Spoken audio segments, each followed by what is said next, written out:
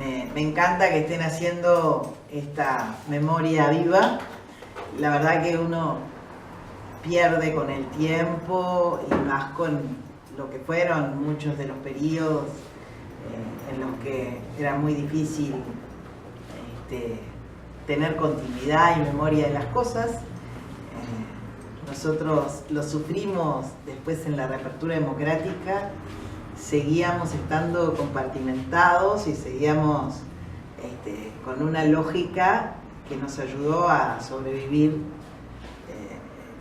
como personas y como institución, fundamentalmente durante las dos ilegalidades, pero que nos costó muchísimo después ser abiertos, intercambiar. Seguíamos en un nivel de compartimentación que era todo un problema. Bueno, yo entré en la juventud cuando seguramente fuese segundo de liceo. Empecé a militar en el Liceo Suárez en primero, pero era el de nana molesta y no había en ese momento compañeros de la juventud. Nosotros teníamos una alianza, éramos las BES, las Brigadas Estudiantiles de Secundaria, y teníamos un nivel de alianza tanto con los GAU como con otro grupo, que no me acuerdo quiénes eran, y trabajábamos a nivel gremial de secundaria. Era una brigada bien numerosa. Recuerdo de los militantes actuales que estaba Corseñac, hijo, Pepito. Y a mí me tocaba la tarea de finanzas. Fue la primera y única vez que me encargué de las finanzas, cosa que odio. Y fue de bautismo de fuego, ¿viste? Bueno, ¿no te gusta? 2 platos, encárgate de las finanzas. Y teníamos esencialmente las reivindicaciones de aquel momento, ¿no? El boleto estudiantil, la posibilidad de tener mayor incidencia como estudiantes en toda la vida educativa. Y bueno, eran tiempos bien efervescentes, a lo que se sumaba la etapa vital, ¿no? La edad de la adolescencia. Todo está muy mezclado, los afectos, la militancia, un poco la vida al límite, ¿no? Era en esa época.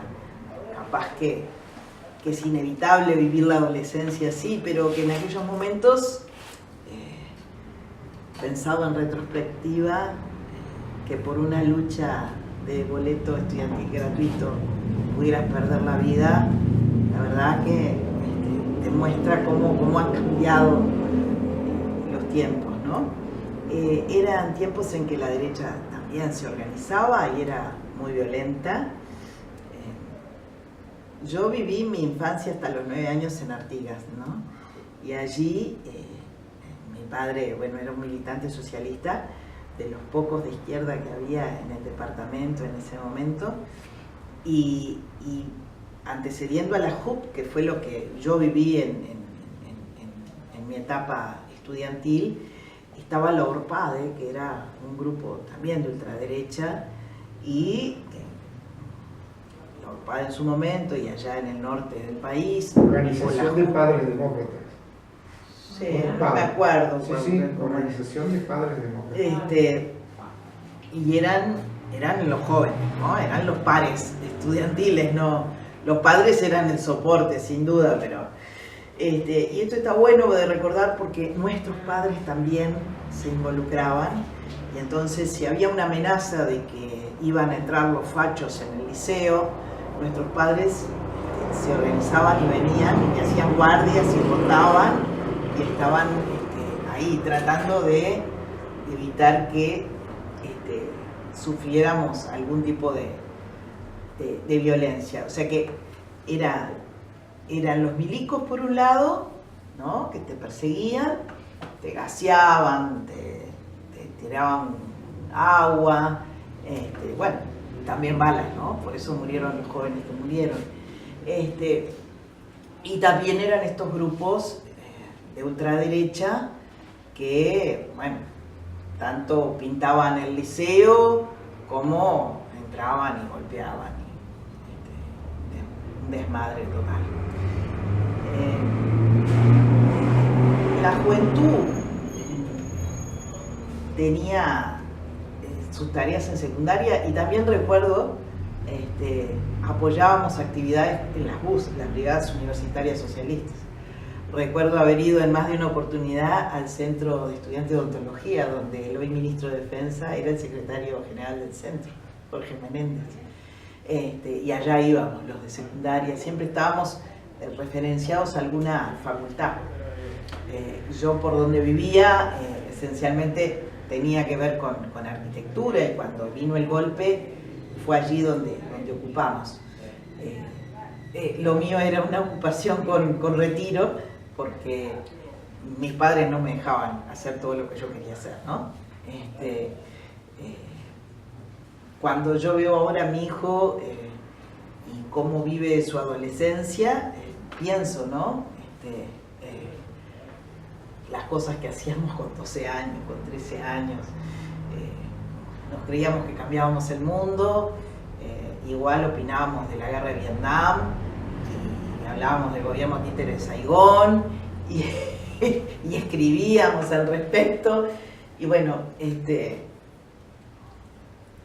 obviamente sobre la Revolución Cubana, todas esas cosas que te marcaron, no solo en pertenecer a un partido concepcionista nacionalista, sino también en tu diario vivir, ¿no?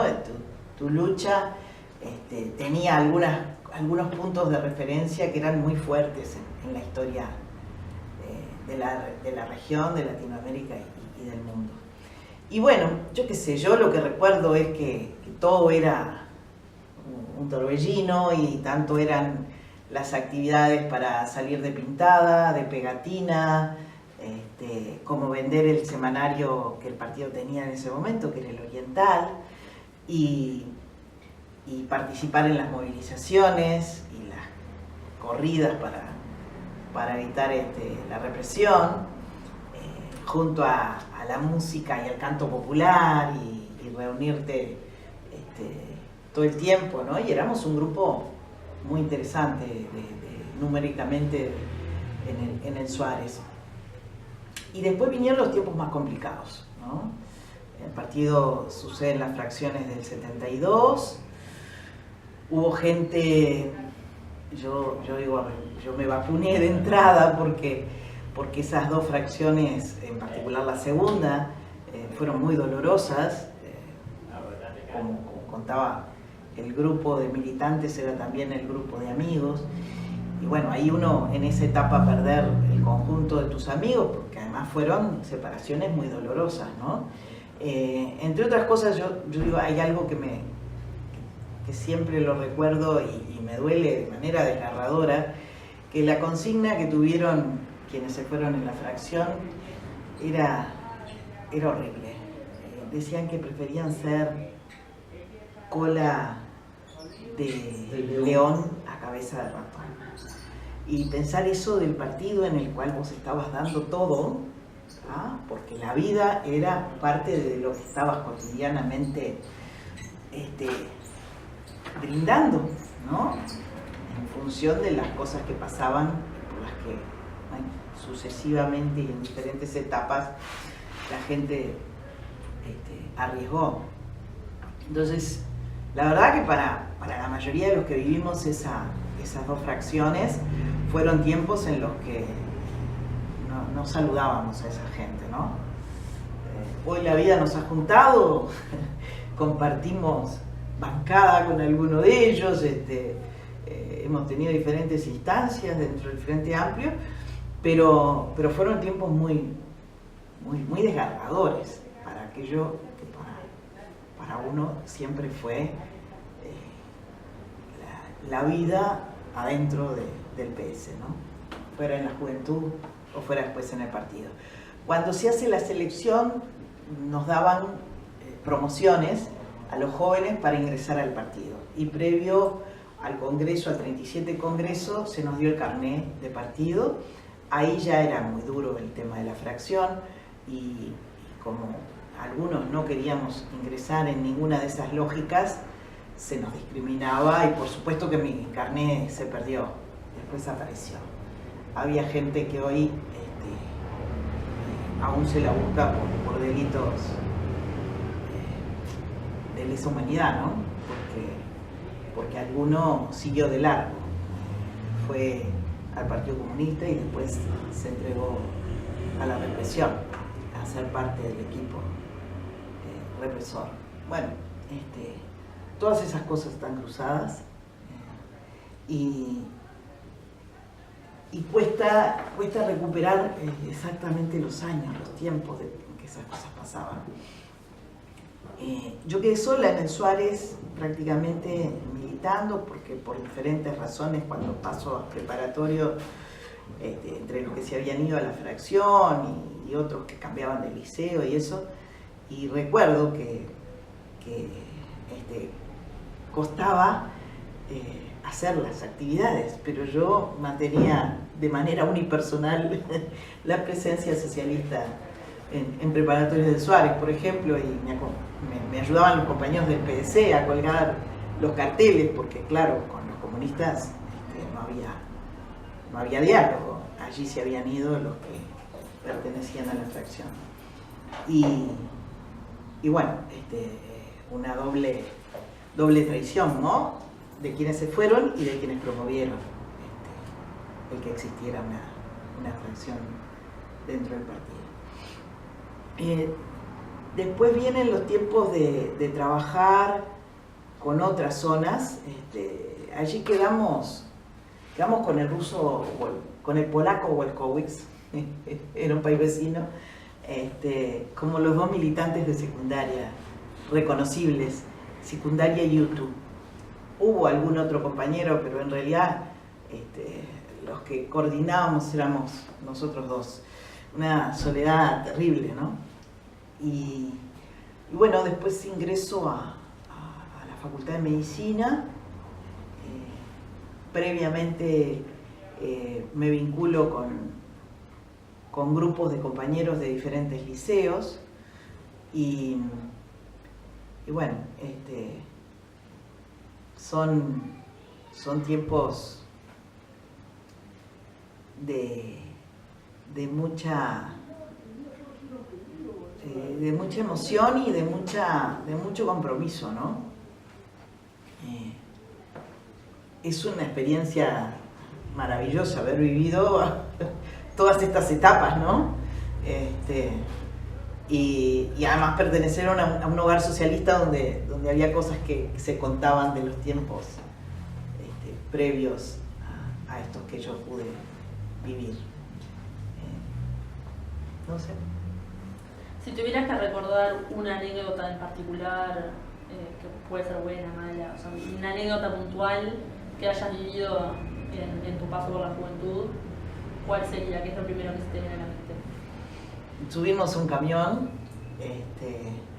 con mucha alegría, ¿no? Y salir de pegatina. Esas son las cosas más lindas. Sí. Y si tuvieras que contar una anécdota o algo en las tonerías en las que has participado, quizá no en la juventud, pero sí en las primeras tolerías que hicieron los jóvenes socialistas, que fue en Abras de Perdomo, que fue previo al golpe cívico-militar, ahí no me dejaron participar. Era muy enana y mis viejos no me dejaron ir. Fue una tragedia, ¿no? Para mí. Y bueno, después fuimos cuando la reapertura democrática, a San Gregorio, después Durazno, y ahí era un destape, ¿no? Bueno, cronológicamente ahí yo ya era más grande, ya éramos, pertenecíamos a la Secretaría de Organización con Hugo como secretario de organización, y entonces nos encargábamos un poco de toda la logística. Y bueno, fue el destape en Uruguay, ¿no? Uno había leído y visto cómo había sido el destape en España y de alguna manera ese fue nuestro destape. Algunas otras tolderías después, yo decía, bueno, cómo la cosa fue armonizándose, pero en aquel momento era los excesos. Esas generaciones posteriores a la reapertura democrática fueron así, ¿no? Entonces se tomaba mucho más de lo que correspondía, la indisciplina era absoluta, salvo para hacer el guiso que hacía el Ruca, exquisitos guisos, y la cola, que de todo el mundo, ese era el único momento que valía la pena ser disciplinado, si no te quedabas abajo de la mesa. Pero bueno, esto de las tolderías, siempre el debate político junto a compartir la vida, ¿no? Y a confraternizar. Bueno.